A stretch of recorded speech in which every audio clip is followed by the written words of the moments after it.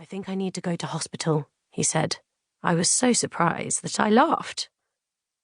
We had been through this drill before. 2 trips to A&E with what might have been a grumbling appendix. Both times the pain had passed. This time it didn't.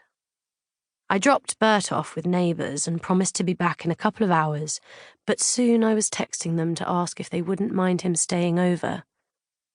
H sat in a plastic waiting room chair, a cannula in his hand, looking miserable. It was Saturday night. The place was brimming with rugby players admiring their broken fingers, drunks with lacerated faces, and elderly people hunched in wheelchairs, their carers refusing to take them back to the residential home. By the time I left him, it was after midnight, and he still hadn't been moved to a ward. I went home and didn't sleep. Returning the next morning, I found that things had got worse.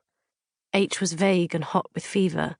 The pain had built up through the night, he said, but by the time it was at its peak, the nurses were changing shift, so nobody could give him the medication to make it bearable.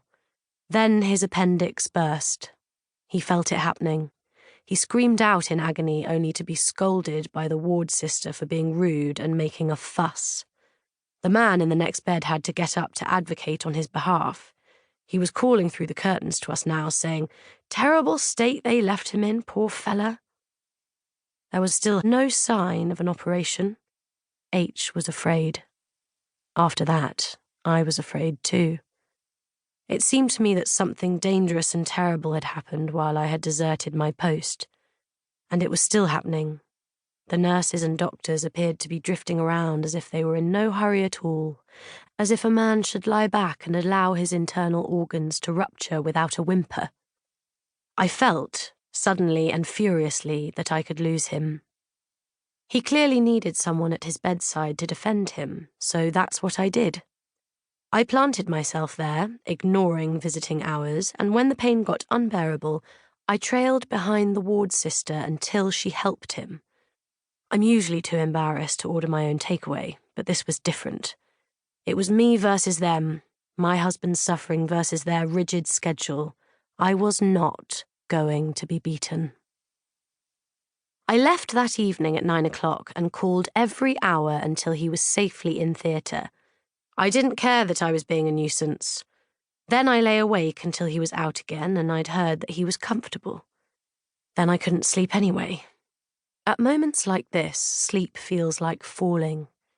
You sink into luxurious blackness, only to jolt awake again, staring around at the darkness as if you might divine something in the grainy night. The only things I could find were my own fears, the unbearable fact of his suffering, and the terror of being left to survive without him. I took compassionate leave from work and kept up my vigil all week between school drop-offs and collections. I was there for the surgeon explaining the extent of the infection with something approaching awe. I was there to fret over H's temperature refusing to fall, his blood oxygen levels failing to return to normal. I helped him to take slow walks around the ward and watched him sleep afterwards, sometimes drifting off mid-sentence. I changed him into clean clothes and brought him tiny quantities of food to eat. I tried to soothe Bert's fear of his father, suddenly hooked up to so many wires and tubes and bleeping machines. Somewhere in the middle of this catastrophe, a space opened up. There were hours spent driving from home to the hospital, from hospital to home, sitting by the side of H's bed while he dozed, waiting in the canteen while the ward rounds took place. My days were simultaneously tense and slack. I was constantly required to be somewhere and awake and vigilant, but I was also redundant, an interloper. I spent a lot of time staring around me, wondering what to do, my mind churning to categorize these new experiences, to find a context for them. And in all that space, it suddenly seemed inevitable that this would happen. A strange, irresistible hurricane was already blasting through my life anyway, and this was just another part of its wake.